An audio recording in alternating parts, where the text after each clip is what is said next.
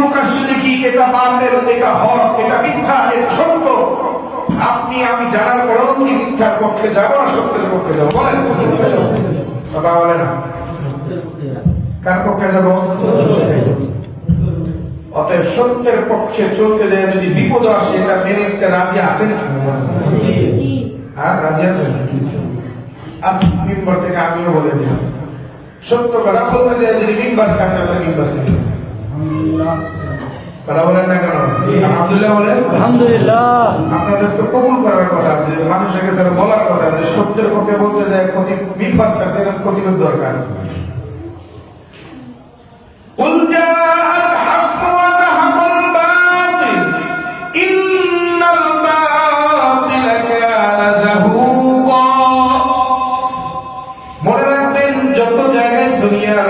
যত জায়গায় বাতিল আসছে, মিথ্যা আসছে, মিথ্যাকে দূরীভূত করার জন্য আল্লাহ তাআলা সত্যকে দাঁড় করায় দিছে।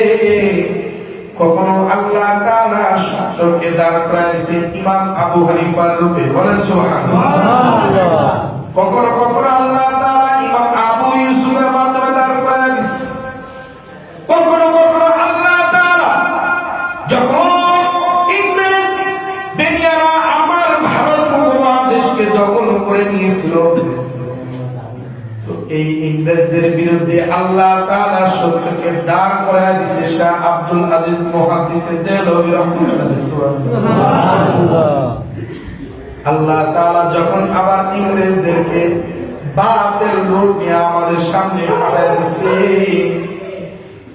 আল্লাহ তাআলা তখন এই ভারত উপমহাদেশে আনোয়ার শাহ কাশ্মীর রহমতুল্লাহ আলাইহি দাঁড় করে দিয়েছে। সুবহানাল্লাহ। যখন ইংরেজরা আবার বাতিলের রূপ নিয়ে বড় আকার নিয়ে আমাদের সামনে আসছে, তখন আল্লাহ তাআলা আজাদি আন্দোলনের মাধ্যমে হুসাইন আহমদ মাদানী, শাইখুল আরব ওয়াল আজম হুসাইন আহমদ মাদানী রাহমাতুল্লাহি আলাইহি রূপ নিয়ে দাঁড় করে দিয়েছে। আবার যখন বাতিল আমাদের সামনে আসছে, পশ্চিম পাকিস্তানের সেই হানাদার বাহিনী যখন আমাদের সামনে বাতিলের রূপ নিয়ে আসে, আল্লাহ তাআলা আমার দেশের কিছু নওজোয়ান যুবকদেরকে মুক্তিযোদ্ধা কাতারে দাঁড় করাইয়া হকের পক্ষে দাঁড় করাইয়া দিছি।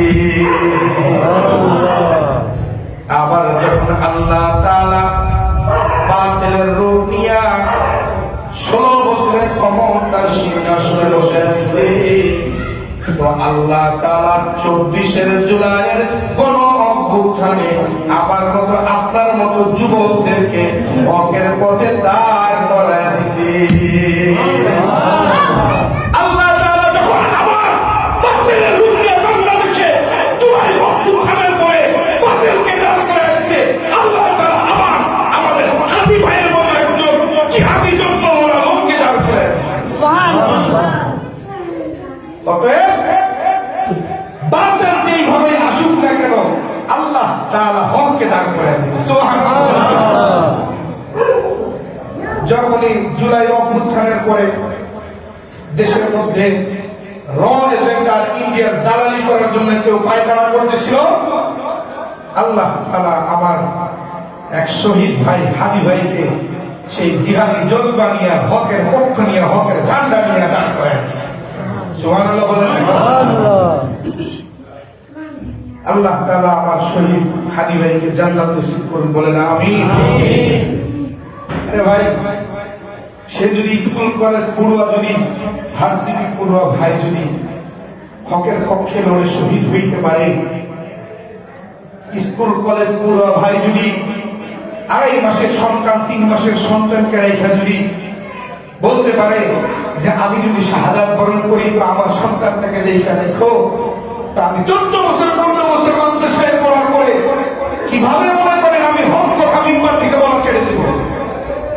আমার দ্বারা সম্ভব না। আমি বলতে দ্বিধাবোধ করবো না।